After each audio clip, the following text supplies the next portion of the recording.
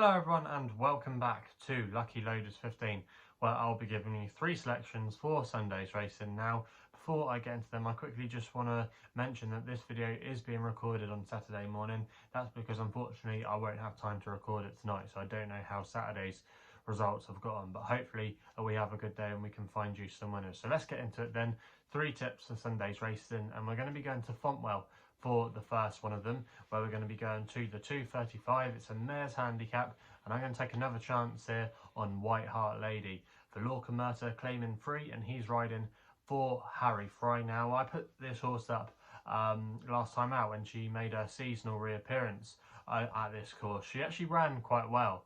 She finished in 3rd place, taking on the boys, and it was a weak race. There's no denying that.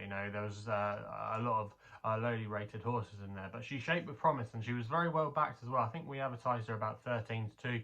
She went off at 7-2, so there was a lot of market support for her that day, and she travelled into the race very smoothly, and I thought her jumping was a little bit better than what she previously shown. She's always been a good horse. She showed quite a lot of ability in bumpers, but then it never quite translated. But reading on a few stable tours over the years, she has had a couple of niggly issues, but it seems like they iron them out. And yeah, I think she's got a little bit more to give in handicap. She's going to be competing against mares tomorrow, and I think actually this looks a little bit easier. I think the ground will be a little bit more up her street as well. It was soft ground at Fontwell when she last ran. It's going to be good tomorrow. There's no rain forecast down in the south coast of England, so yeah, I think she's going to go very close in this race. I think she's still got a bit of scope off her mark of 85. She's currently available at 9-4 at the time recording with William Hill.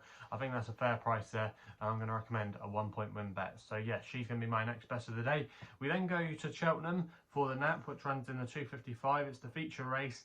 It's the Greatwood Hurdle. Now, I could be getting a bit carried away here, but I just think this horse has the potential to be very, very well handicapped, and you can see why, and that is no ordinary Joe. He's going to be my nap of the day, currently available at 11-2 with Sky Bet, who are offering 7 places. I'm going to recommend a 1-point each way selection.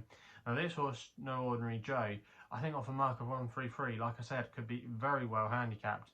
He's a very interesting horse. Now, he won a bumper last season when he was very well backed. He was nearly even money. I think he was 10-11.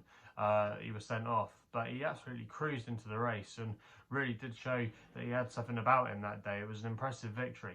He then made his hurdle debut in a Grade 2 race at Ascot, and even though he might have not quite lived up to the hype of his bumper performance, he was taking on some very good horses in that race. In that race, you had the likes of My Drogo, who won it. You had Landonabo Lad of Ton Simmons, who had beaten Manila Drama before that, so that was a good line of form. And then Soaring Glory, who went on to win the Betfair Hurdle, and a lot of people were touting him to be potentially a Grade 1 hurdler this season. So there was a lot to like about that performance, despite finishing in 4th place. He was then put away. We didn't see him, and then he came back in May, and he won a couple of Mickey Mouse races, you might say, at Seville and Worcester. But go back and watch the Worcester run, because I think people have just said, oh, he just beat absolutely nothing. He actually beat a horse of Laura Morgan's called Far Away, who had actually been improving over fences and hurdles quite rapidly. You might remember he was the horse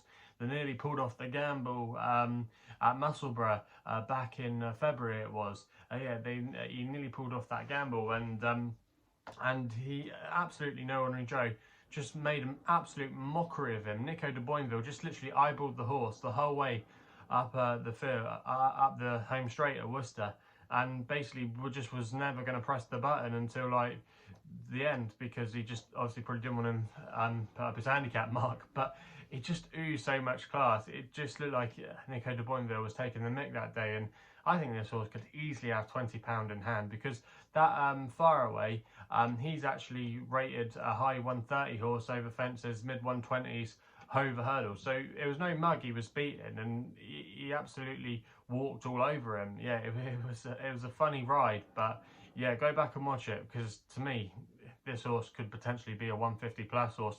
And if he won this quite well, you like to think potentially he could be maybe a champion hurdle horse and follow the same route as Epatante did, winning in the handicap and then going up through the grades. Obviously, she got the mare's allowance, so maybe it was a little bit more appealing there. But yeah, great. No Ordinary Joe. I just think he shouldn't be underestimated in this Great Wood tomorrow. You can make cases for quite a few of these, but I just thought, off a mark of 133, he could be incredibly well handicapped through some of his lines of form and what he's shown so far. So yeah, for me, even though yes, he's got to prove himself in the big field, I just couldn't let him go off at 11-2 because I do think that's a big price. And yeah, you can back him each way, 7 places. I'll be disappointed if he couldn't at least get back in the first 7. So yeah, he's going to be my nap of the day, and I'm quite excited to see how he fares. We then move back to Fontwell for an extra tip where we're going with a cliff horse here in the Southern Grand National, the 310 at Fontwell, and that is Salty Boy for Mitch Bastian and David Bridgewater. I put him up a few times last season on my YouTube channel. He rewarded us on a couple of occasions each way, but he never just quite went forward to win a decent pot, because he has shown, like I say, quite a bit of ability. Now, Salty Boy is currently available at 9-2 at the time recording with quite a few firms. Now I just think down to a mark of 121, he could be ready. Now, he wasn't the best when he finished 3rd at Lingfield. He was tailed off, but I just wondered if he might have needed the run on that occasion, and I think this looks a winnable contest for him. I think the track at Fontwell could play to his strengths as well. The figure of 8 course is a bit unusual, and it might just wake him up a little bit, because he can be a bit of a quirky horse at times. And I just think the running, when they jump those 3 fences and then they got that hill at the end, that could really suit him coming into this race. The ground should be fine as well. He can handle testing conditions, but he's better on a better surface, so I think that will help him. I think he's still relatively unexposed over fences, and for me, I just think this could be his day, despite David Bridgewater not being in the best of form. But he's not normally an informed stable. They just bring out winners every now and again, to be honest with you, so that wouldn't bother me. And I just think this could be his day, and I just couldn't let him run without having a saver on him. So if you wanted to back him, I'm going to recommend him as my extra tip of the day. So there are the 3 selections for Sunday's racing. Let me know in the comments box below what you'll be backing tomorrow. Also as well, if you're enjoying these videos, remember to subscribe and hit the thumbs up button. Also as well, if you want to follow me on social media, my handle is at LuckyLoader15, and if you want to find out a little bit more about myself, my website is www.chrisloaderracing.co.uk. so please game responsibly. Hopefully we can have some winners for you on Sunday, and we'll be seeing you soon.